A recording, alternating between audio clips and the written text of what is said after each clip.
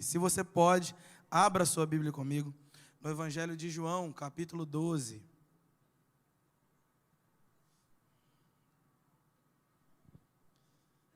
Evangelho de João, capítulo de número 12. Quando você encontrar o capítulo 12, abra-o no versículo 18. João, capítulo 12, versículo 18. Nós leremos até o 21.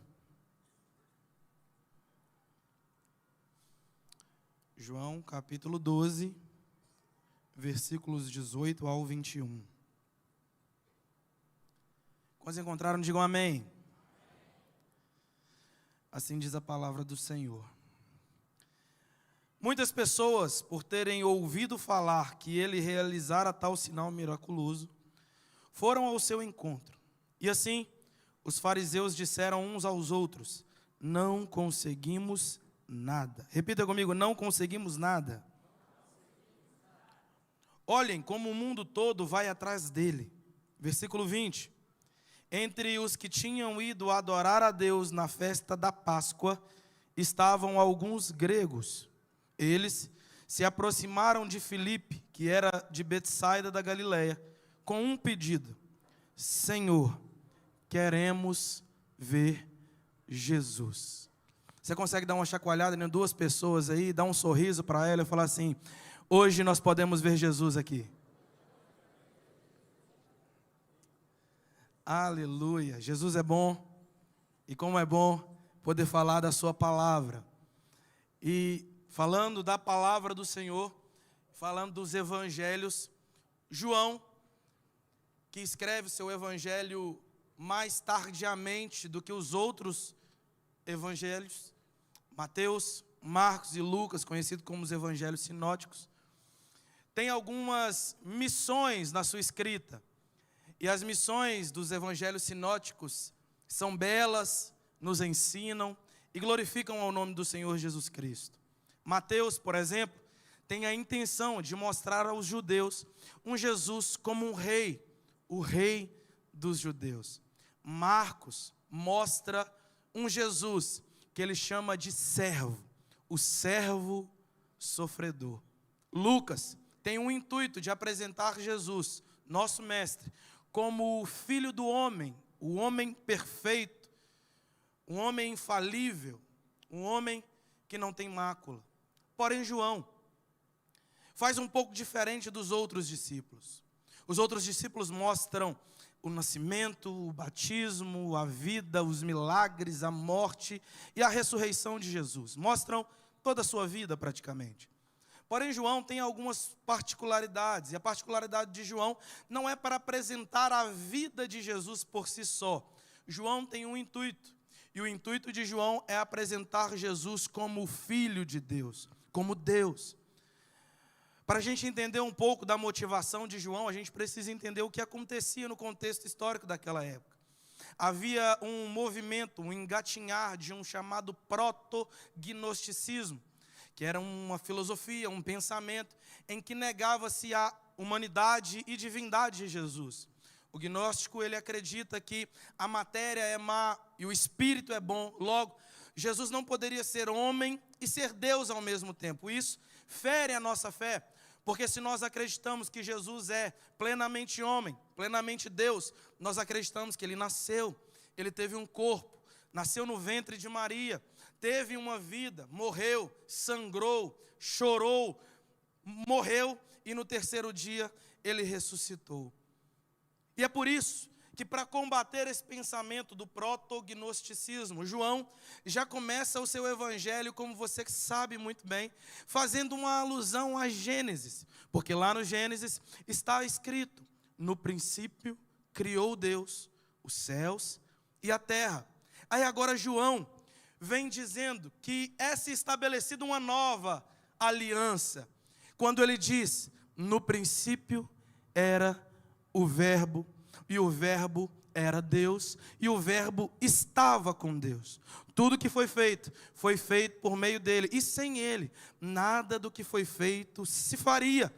Então João está dizendo que Jesus, além de estar presente no ato da criação, ele não era alguém inativo na criação. Jesus era ativo, ele era o verbo, a palavra, o agente criador. Logo nós temos o Deus Pai, o criador de todas as coisas, o verbo, o Filho, o agente da criação, e o Espírito pairava sobre a face das águas. Logo no começo, João nos revela algo lindo, que desde o princípio há um Pai, há um Filho e há um Espírito Santo.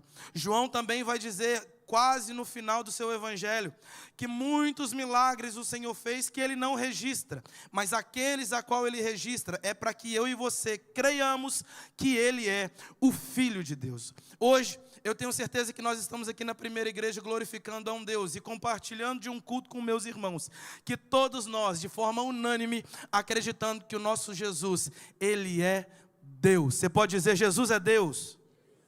Você acredita nisso? Aleluia. Então, João, ele reúne alguns materiais. Ele vai dizer várias vezes que Jesus diz ser o eu sou, trazendo a alusão ao Êxodo, quando o Senhor vai se apresentar a Moisés e se revela como o eu sou. E João também vai dizer que os milagres que Jesus relata, João os chama de sinais. Estes sinais apontam para quem ele é. E isso diz muito sobre a escrita de João.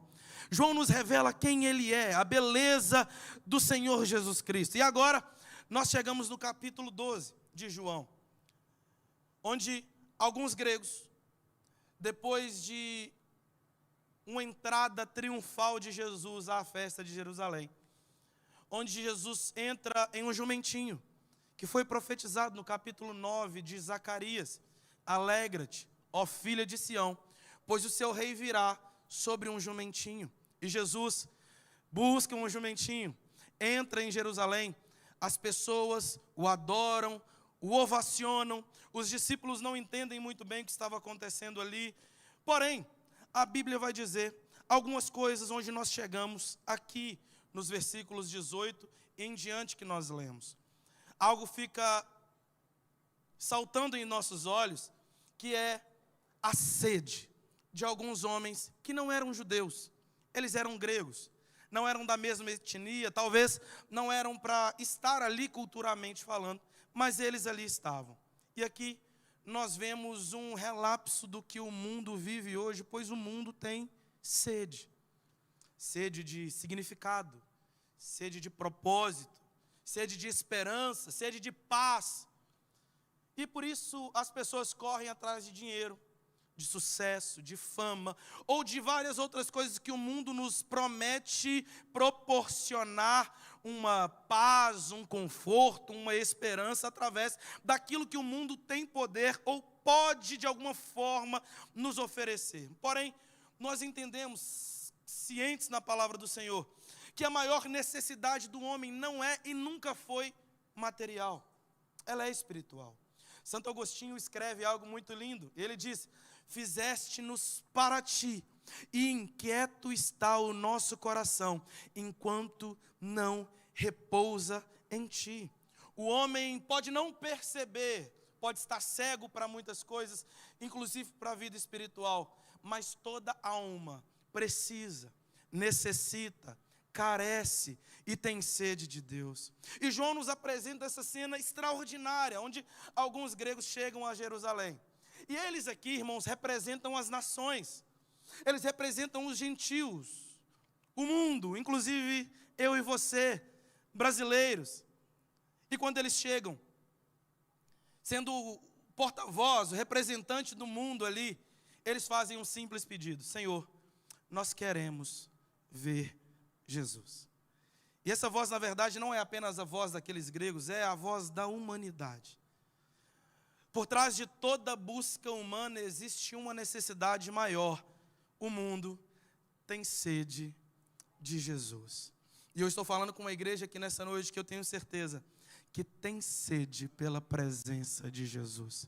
Eu estou falando com irmãos aqui que podiam estar num domingo frio como esse, que Valadarense não está acostumado, debaixo de uma coberta assistindo mais um jogo da Copa do Mundo, mas eu sei que você escolheu a melhor parte, porque eu tenho certeza que você tem sede pela presença de Jesus. E neste texto, então, nós encontramos pelo menos 4 verdades que eu fiz algumas anotações para a gente meditar juntos. E primeiro eu queria que você lesse novamente comigo o versículo 19,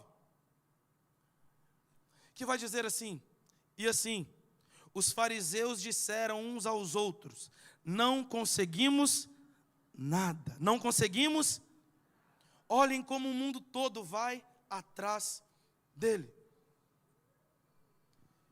Nesse primeiro tópico eu gostaria que você repetisse comigo uma frase, para que você não esqueça os ensinamentos dessa noite. Repita comigo assim: nada. Eu acho que dá para ser melhor. Nada pode impedir o avanço de Jesus. Queridos, os fariseus, eles falam essa palavra aqui com muita raiva. Porque esses homens estavam perseguindo Jesus. Eles haviam tentado desacreditá-lo. Eles tinham planejado a sua morte. Se você voltar alguns versículos, você vai ver que esses homens estavam planejando até a morte de Lázaro, porque a história e o testemunho da ressurreição de Lázaro, a Bíblia vai nos falar, que fez muitas pessoas, inclusive os judeus, quererem acompanhar Jesus pelo milagre que Jesus fez na vida de Lázaro. Mas ao olharem para a multidão, esses homens, esses fariseus falam algo e são obrigados a admitir: não conseguimos nada. Sem perceber, os inimigos de Cristo estavam fazendo uma das maiores declarações da vitória de todo o Evangelho. Eles reconheceram que não conseguiram avançar o avanço do Evangelho e de Jesus Cristo. E logo depois dos fariseus falarem essas palavras, eles ainda vão dizer: o mundo todo vai atrás dele. Parece que João está fazendo uma colocação aqui muito assertiva, porque logo após dizer que o mundo todo vai atrás dele, o João mesmo vai dizer que alguns gregos se aproximam dele. Não é à toa que João vai fazer isso. Ele faz questão de mencionar que os fariseus, as pessoas que perseguiam Jesus, os chamados inimigos de Cristo, não conseguiram parar o Evangelho de Cristo. E de fato, esta palavra estava sendo cumprida, por mais que tenha sido falado pela boca de pessoas que queriam paralisar o avanço do Evangelho e o Evangelho de Cristo. Queridos, ao longo dessa história do Evangelho, a nossa história como cristãos, isso não cessou. A história vai nos dizer que Nero, por exemplo, perseguiu milhares de cristãos.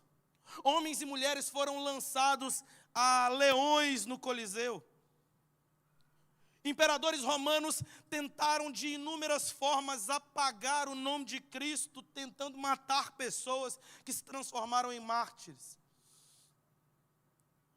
Um filósofo chamado Voltaire, se eu não me engano, no século XVIII, afirmou que em 100 anos a Bíblia seria simplesmente um livro de um museu, porque ninguém mais seguiria as palavras que dizem as Escrituras.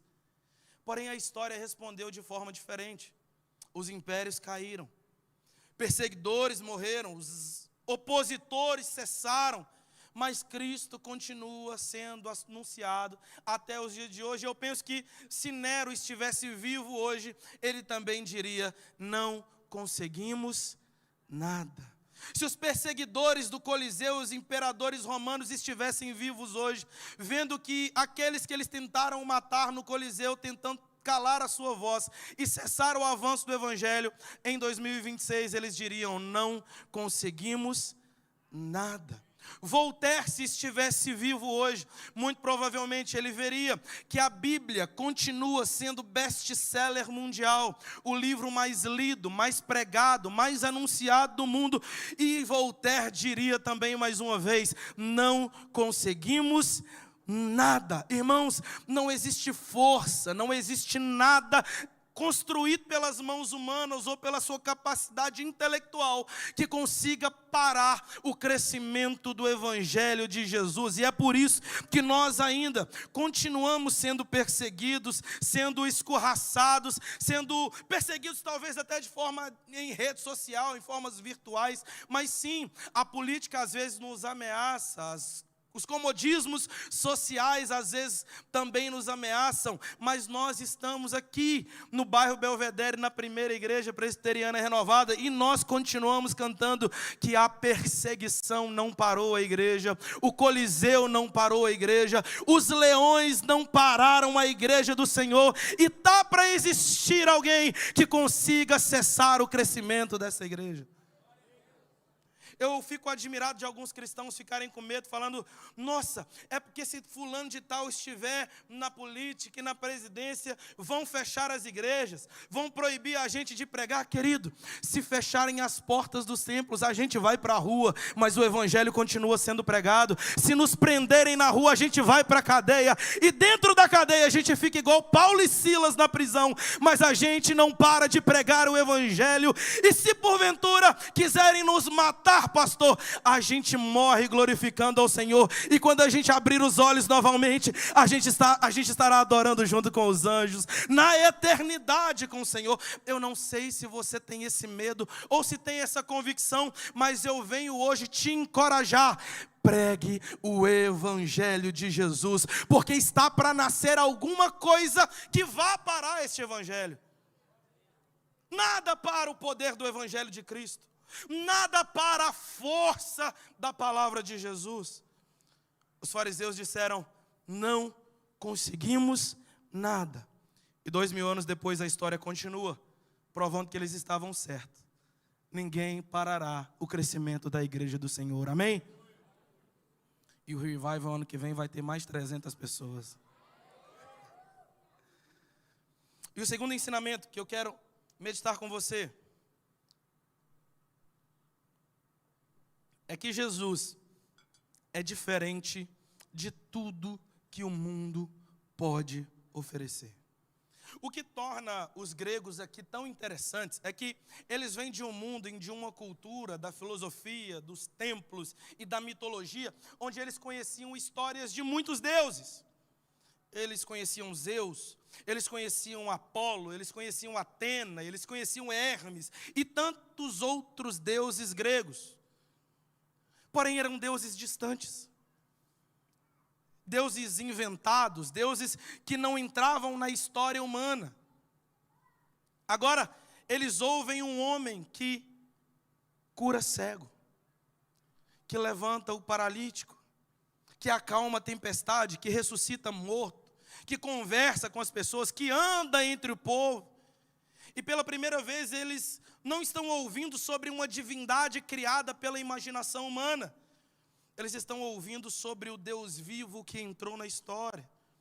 João já havia declarado no início do Evangelho que o Verbo se fez carne e habitou entre nós. Eles não estavam mais vendo um Deus distante como era da sua cultura. O cristianismo apresenta algo que nenhuma filosofia, religião ou mitologia conseguiu oferecer. Que não é o homem tentando alcançar a Deus, mas a nossa fé se baseia em um Deus que sempre está vindo de encontro a um homem. Sempre foi assim, e veio a palavra de Deus a Abraão, e veio a palavra de Deus a Moisés e a Arão. E é por isso que aqueles gregos estão aqui intrigados, por isso que eles querem vê-lo, por isso que eles estão ouvindo falar não de mais um Deus entre tantos outros deuses, eles estão ouvindo falar de um Deus verdadeiro.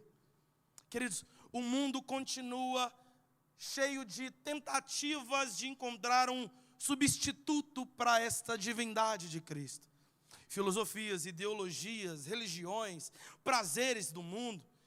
Mas a bem da verdade, nada satisfaz a nossa alma e nada mata a nossa sede, a não ser Cristo.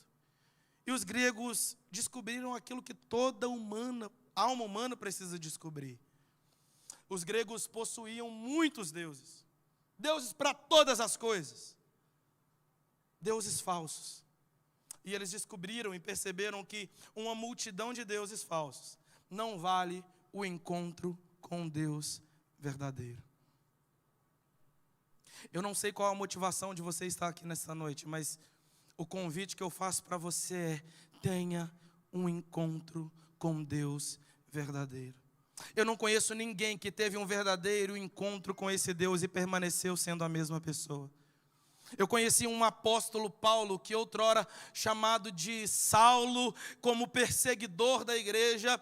Ele foi parado por Jesus, embora ele tenha sido talvez um dos maiores perseguidores da sua época. Ele teve um verdadeiro encontro com o Senhor, e a Bíblia vai dizer que ele cai ao chão, porque está para nascer um ser humano que consiga ter um encontro verdadeiro com o Senhor e permaneça de pé. Calem diante dele todos os povos, dobrem diante dele todos os joelhos, e toda língua confessará, e todo joelho se dobrará diante desse Deus. Porém, eu gostaria de frisar este sermão, voltado no que diz o versículo 21. Leia comigo mais uma vez. Eles se aproximaram de Filipe, que era de Betsaida da Galileia, com um pedido. Qual era o pedido? 1, 2, 3.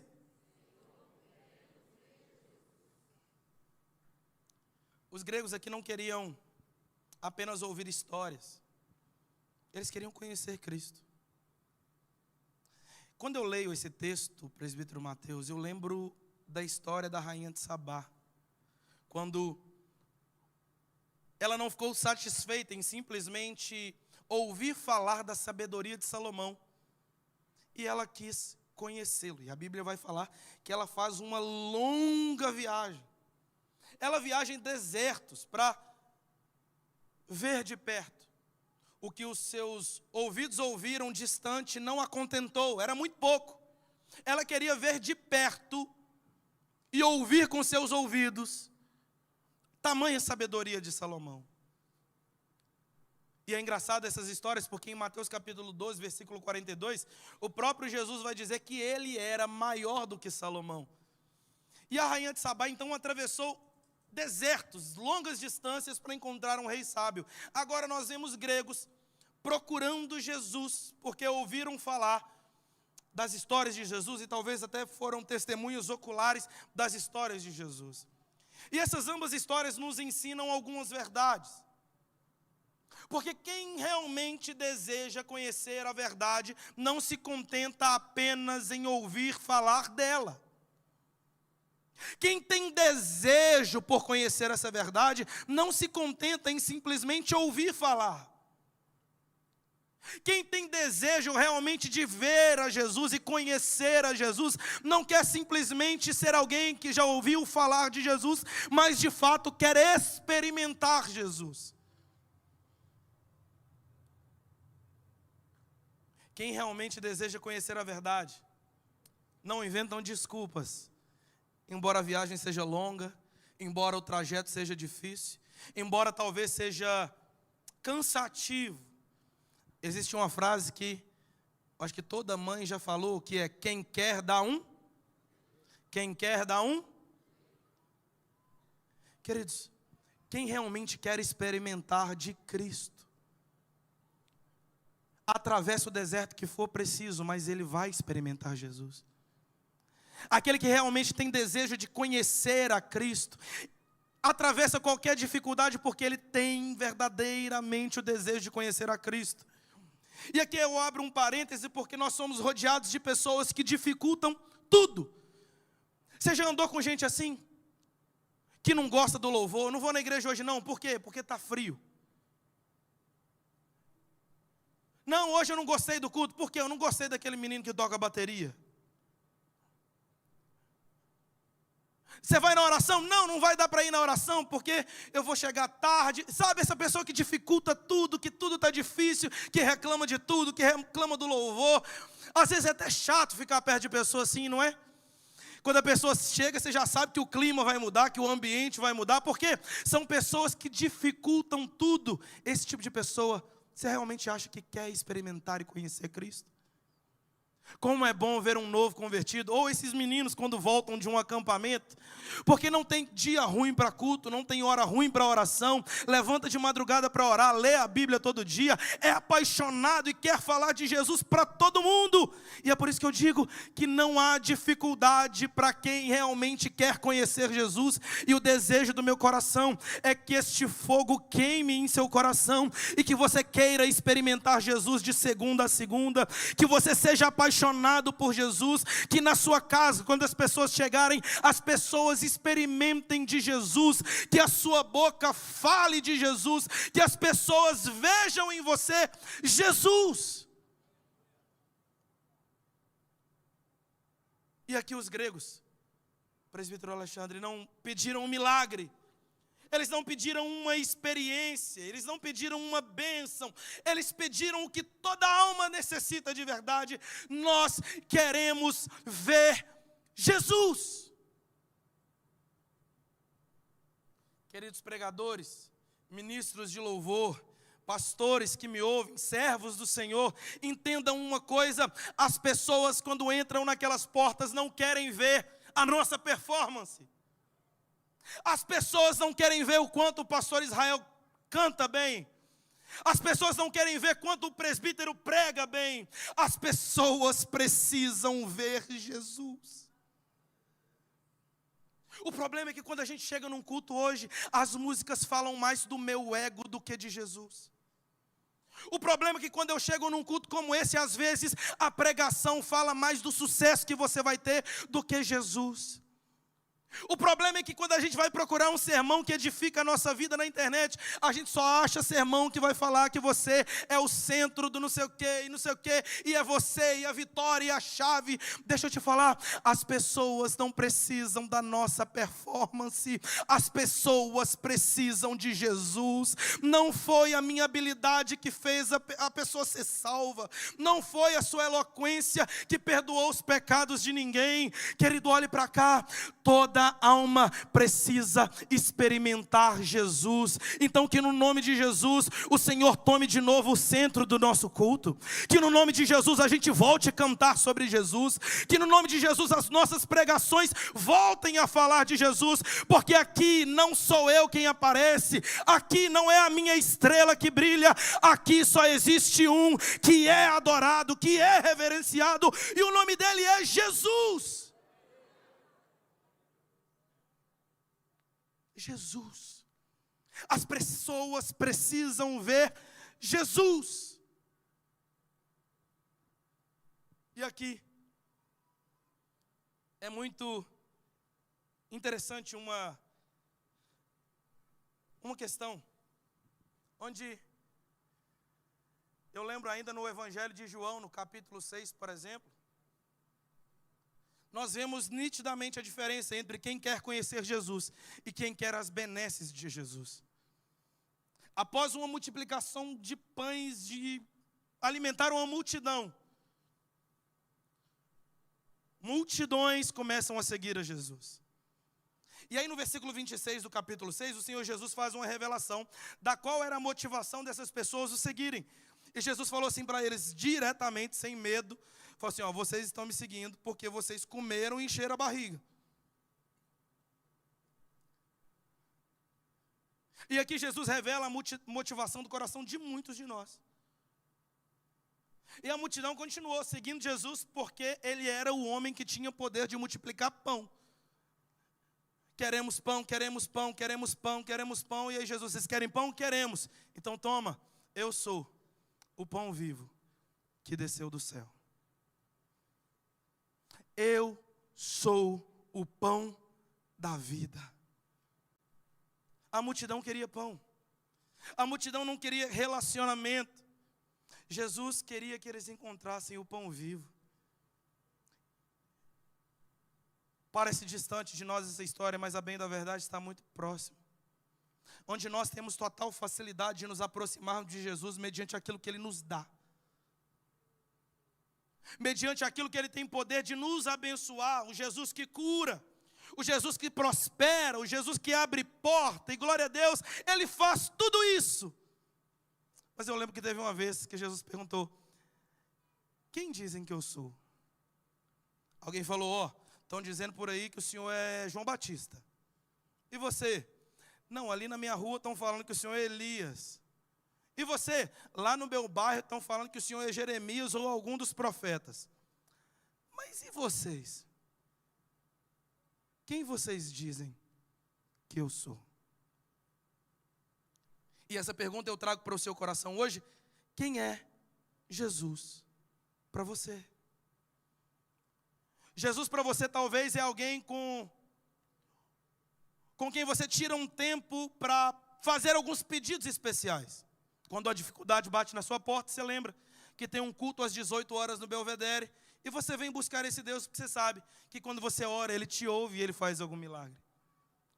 Para você, Jesus é alguém que você encontra uma turma legal dele num domingo, e depois do culto vocês saem para comer, e está tudo bem.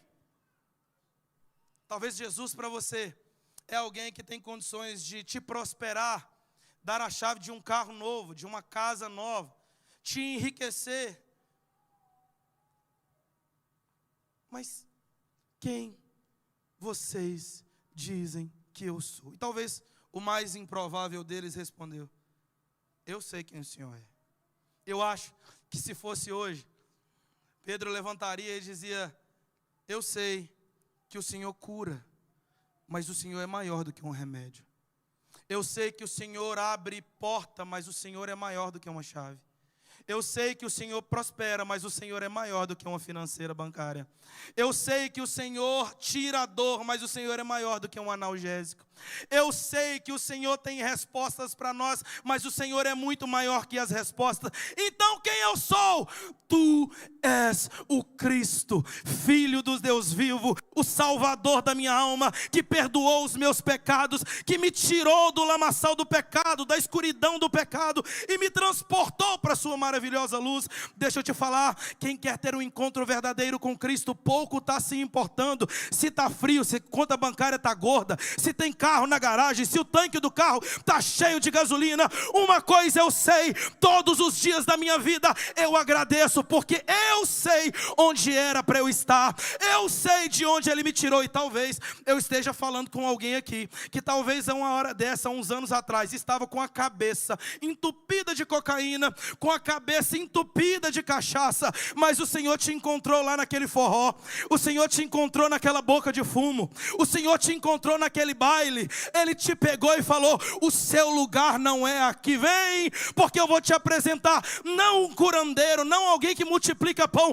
eu vou te apresentar alguém que perdoa seus pecados, que ressuscitou por você, escreveu seu nome no livro da vida, e em breve vai te chamar pelo nome e dizer, bem-vindo, filho do meu Pai. Mas não, só glorificamos se a música falar que eu vou vencer. A gente só se alegra quando a gente fala que o fogo vai descer. A gente só se alegra quando fala que Jesus vai prosperar. Eu acredito em uma geração que ainda se alegra em dizer que Jesus é o Salvador da nossa alma. E não existe riqueza maior do que ter o nosso nome escrito no livro da vida. Não, Ele não é o curandeiro.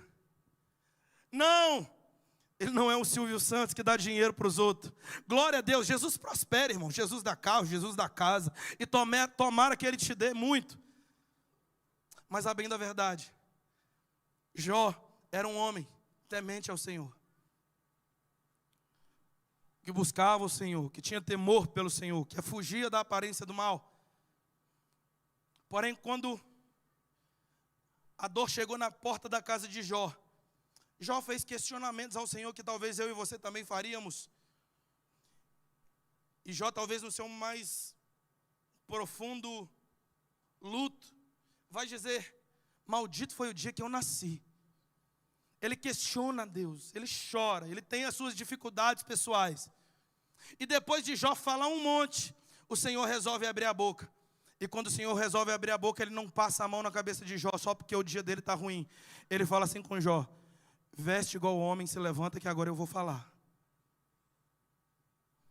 E depois do Senhor falar com ele, falou, onde é que você estava para me questionar quando eu criei a terra?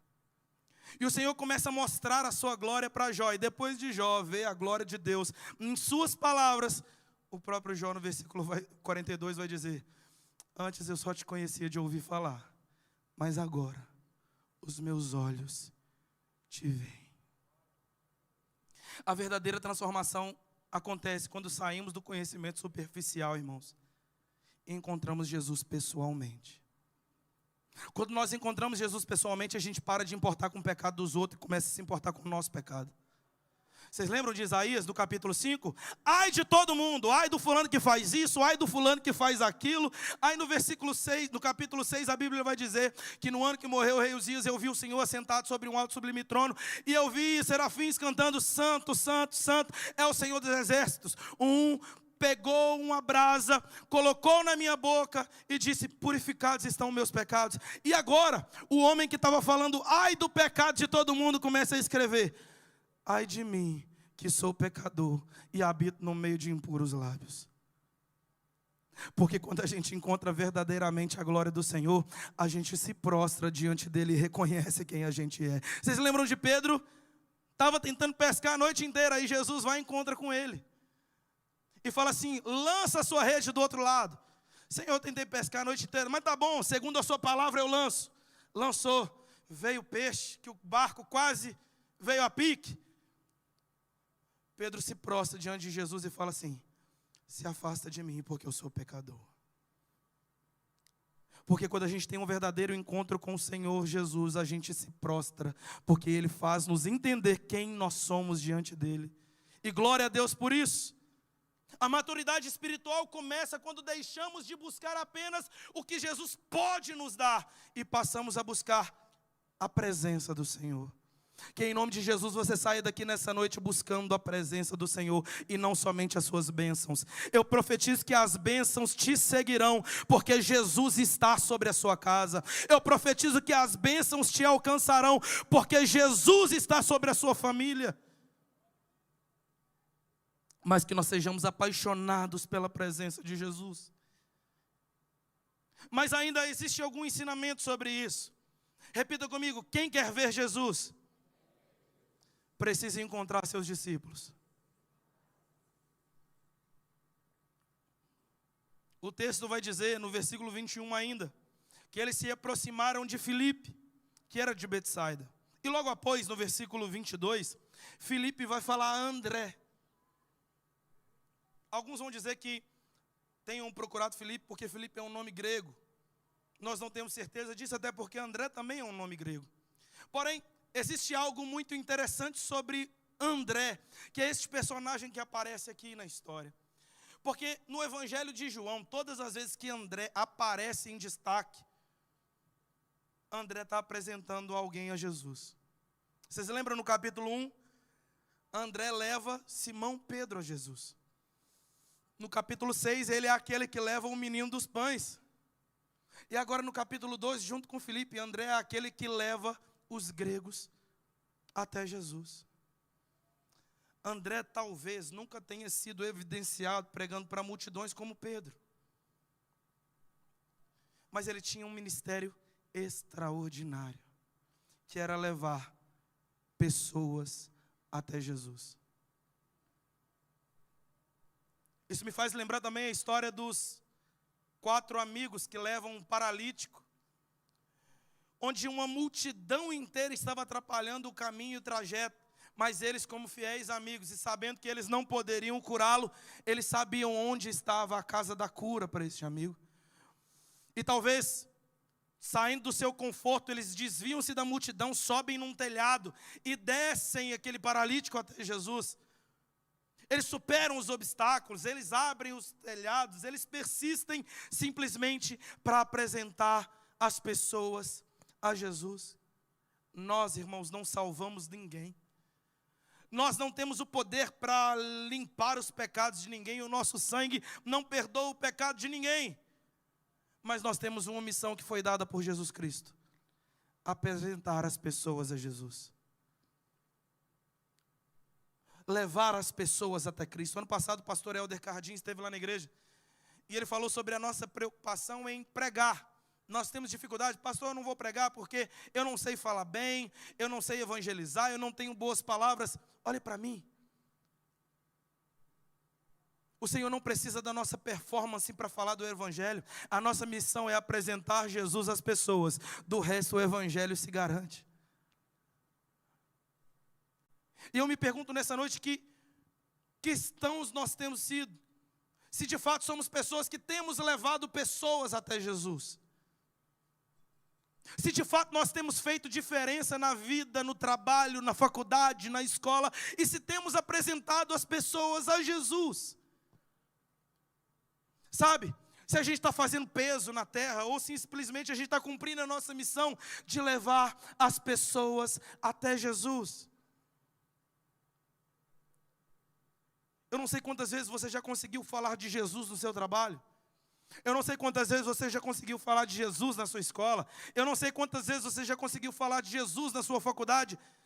Mas ser cristão e falar de Cristo aqui dentro é fácil demais. Eu conheço pessoas que dentro de casa a família questiona se ele é crente ou não. Eu conheço pessoas que os seus vizinhos há anos não sabem se essa pessoa é servo de Cristo ou não. Mas que esse exemplo de André seja impactado em nossas vidas para que a gente de fato apresente as pessoas a Jesus.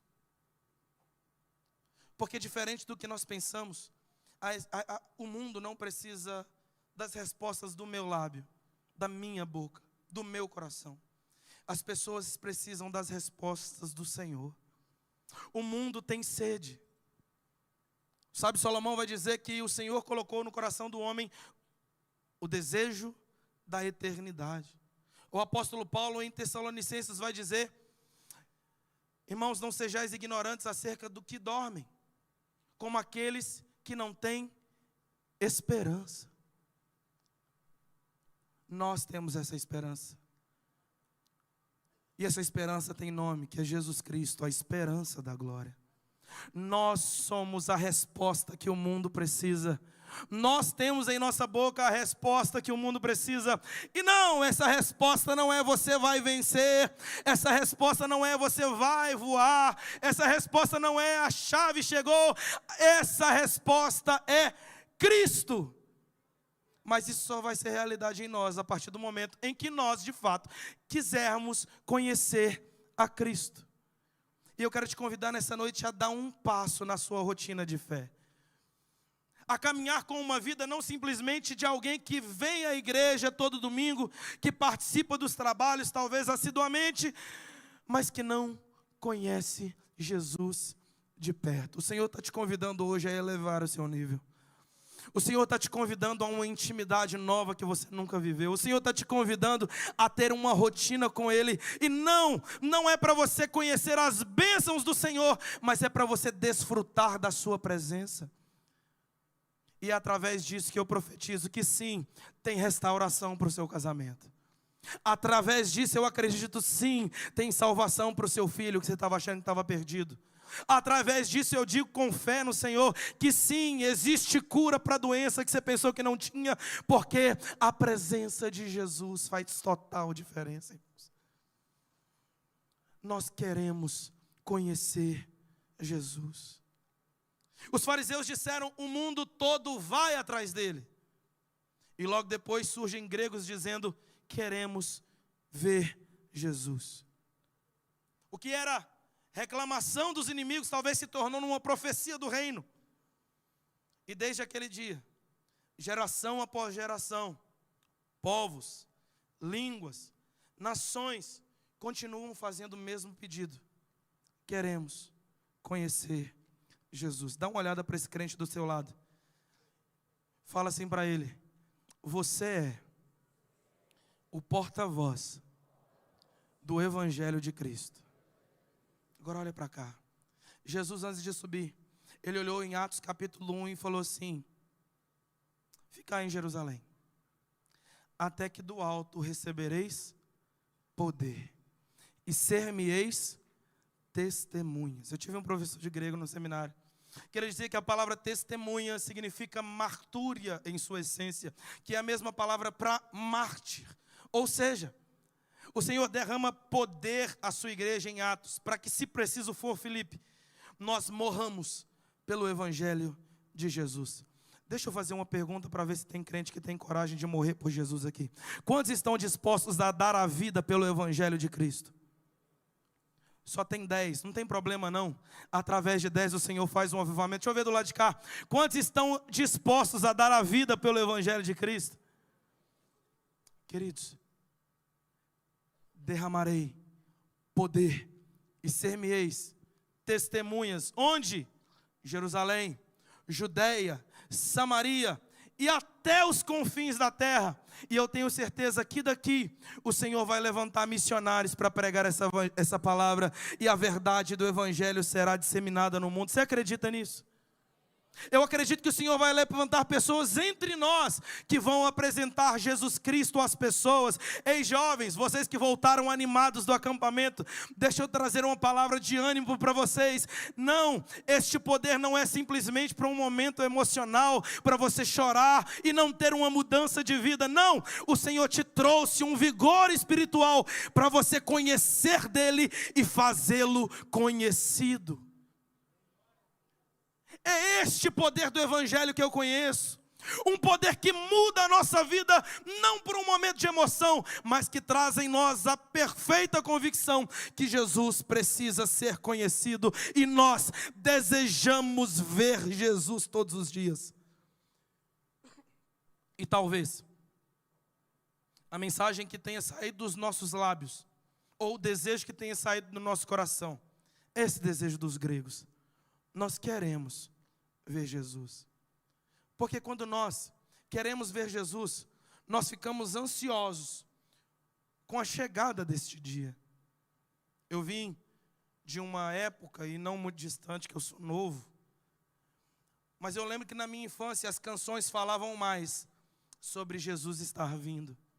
Eu lembro que as pregações nos alertavam mais sobre a vinda de Jesus e que esse dia estava chegando. E eu não sei, irmã Beth, se o nosso desejo materialista cresceu tanto que a gente está tão apegado às coisas do mundo que a gente fala, Jesus pode até me buscar, mas só depois que eu casar. Vocês falam isso ou não falam? Jesus pode até me buscar, mas depois que eu conseguir aquela casa, aquele carro. Jesus pode até me buscar, mas depois que a minha conta bancária estiver gorda e eu conseguir dar uma aposentadoria boa para minha família, para os meus filhos. A gente está materialista ao ponto de criar expectativas na terra. Mas eu quero te apresentar um desejo de ver Jesus, que não tem nada neste mundo que me faça querer ficar aqui. Vai chegar um dia, irmão, em que nós poderemos dizer que não existe mais dor, não existe mais choro, não existe mais depressão, não existe mais tristeza. Sabe por quê? Porque Ele vai nos chamar pelo nome. E como eu anseio, a gente canta, né? Ah, como espero um dia em que verei a face do meu amado. Deixa eu ver se tem alguém que ainda anseia Jesus me chamar pelo nome. Nós estamos nas mansões celestiais com os nossos corpos glorificados. A gente não vai mais chorar, a gente não vai mais ter tristeza, inclusive nem vai precisar mais do sol, porque o Senhor iluminará toda a nossa vida para a eternidade. Nós queremos ver Jesus. Agora dá um outro olhada e pergunta aí, você está pronto para ver Jesus, irmão? Não é para morrer agora não, mas que no nome de Jesus esse desejo arda no nosso coração.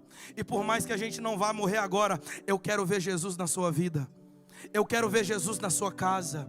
Eu quero ver Jesus nas suas palavras. Eu quero ver Jesus na sua empresa. Eu quero ver Jesus no seu trabalho. Eu quero ver Jesus. E que a gente não se contente com uma vida fraca espiritualmente. O Senhor está nos convidando a darmos mais um mergulho nessa noite. E este mergulho não é para simplesmente conhecer as experiências de Jesus, mas é para a gente conhecer Jesus. Ele é um ser pessoal, Ele fala, Ele ouve, Ele toca, Ele vê, Ele responde, Ele restaura, Ele dá saúde, Ele dá livramento. E eu tenho certeza que aqueles que querem ver Jesus vão experimentar de todas as benesses do Senhor. Você acredita nisso, irmão? Você pode ficar de pé comigo em nome de Jesus?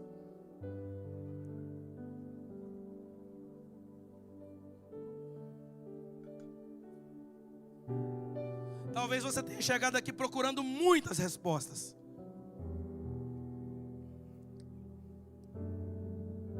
Talvez você tenha vindo aqui procurando uma ajuda. Eu não conheço a motivação do seu coração. Talvez eu te desanimei porque você veio aqui hoje buscar um milagre. Mas não, você não veio no lugar errado. Porque por mais que você precise de um milagre, eu sei qual que é a sua maior necessidade. Sua maior necessidade não é apenas receber algo das mãos de Jesus. Sua maior necessidade é conhecer Jesus.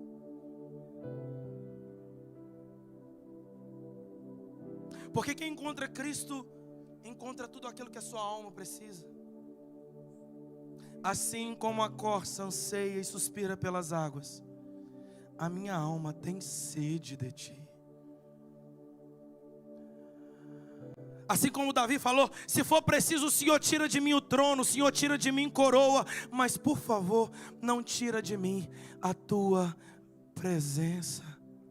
Assim como Moisés falou, não, a gente não quer anjo, eu não quero anjo para me acompanhar. Se a sua presença não for conosco, a gente não arreda o pé daqui. Eu quero conhecer uns 10 loucos aqui nessa noite, que tenham coragem de só levantar o joelho do chão, quando de fato puder falar, eu conheci a Jesus de perto. Não, eu não quero que a primeira igreja seja conhecida como a igreja do hype, a igreja da parede preta, a igreja que todo mundo gosta. Não, eu quero conhecer a primeira igreja como a igreja de crentes que conhecem a Jesus de perto, que conhecem a sua voz, que conhecem a sua palavra.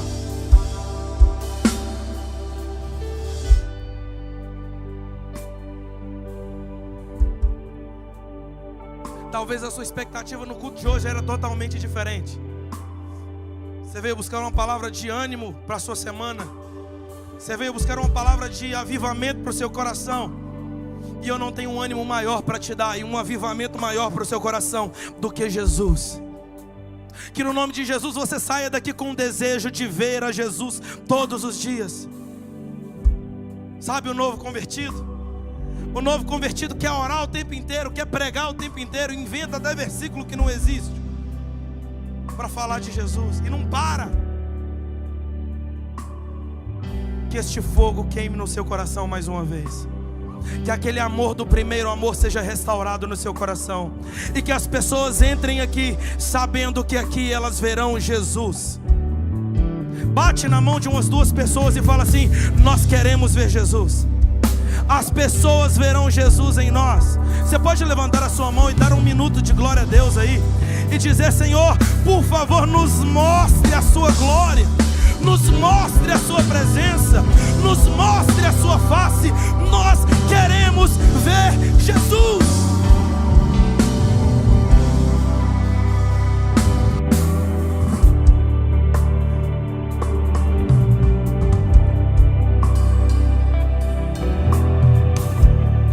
Pode sentir essa presença doce do Espírito Santo que paira aqui.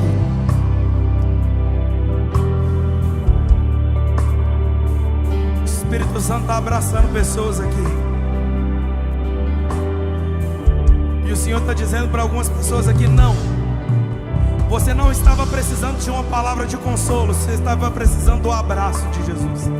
Sinta agora o abraço do Espírito Santo do amor. Sinta agora o consolo de perto, te abraçando agora. Você não precisava de uma palavra para te deixar feliz. Você precisava do abraço de Jesus nessa noite. Ele é a alegria para nossa alma. Você pode orar comigo.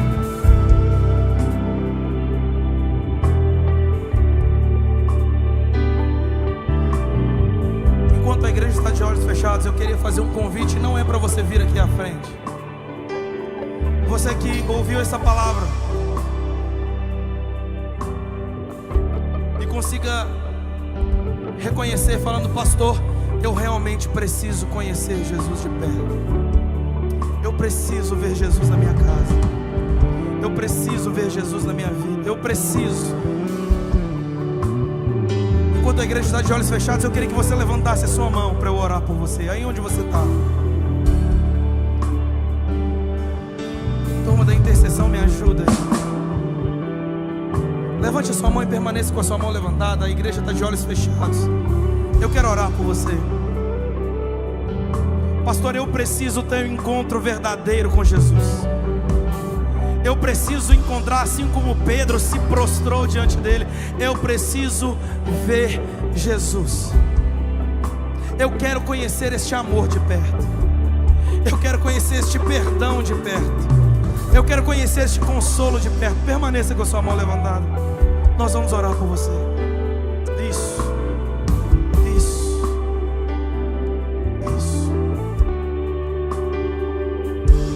E a igreja ora comigo em nome de Jesus. Pai, o Senhor conhece cada coração. O Senhor conhece cada mão levantada. O Senhor conhece a motivação dos corações. Eu não falei nada mais do que a Tua palavra. E eu glorifico o Seu nome porque através dela pessoas querem ver ao Senhor de perto. Não, Pai, nós não queremos somente as Tuas bênçãos. Nós queremos Te conhecer. Nós queremos desfrutar da Sua presença. Nós queremos desfrutar do Seu amor. Nós queremos desfrutar do Seu perdão. Então, se é de perdão que essa vida precisa, traz agora uma paz que excede todo entendimento. Traga perdão para o coração, traga paz para a alma, traga entendimento para a mente, traga alegria para aquele que está aflito, traga cura para aquele que está doente, traga ânimo para aquele que está abatido, traga vigor para aquele que está apático. Em nome de Jesus eu te peço, visita agora essas vidas com teu Espírito, visita agora com o renovo do céu, visita agora com paz no coração, visita agora com o amor do Senhor Jesus, e que a expectativa do coração dele seja respondida, porque hoje na primeira IPR nós podemos dizer que nós vimos o Senhor. Nós vimos o Senhor. Você pode aplaudir a Jesus, porque nós vimos o Senhor. Aleluia.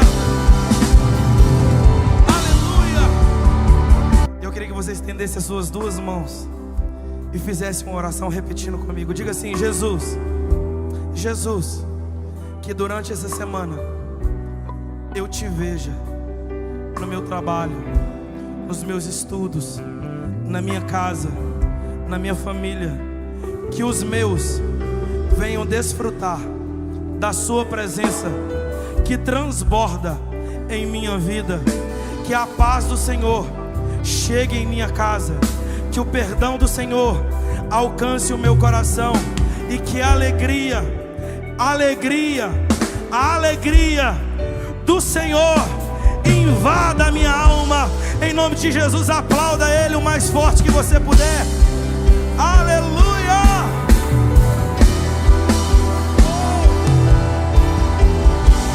Agora, queridos, que o amor de Deus, a graça do nosso Senhor e Salvador Jesus Cristo, as doces consolações do Espírito Santo estejam com você e com sua família, hoje e para toda a eternidade. E se você pode, abraça umas duas pessoas e fala assim: nós queremos ver Jesus. Nós queremos ver Jesus.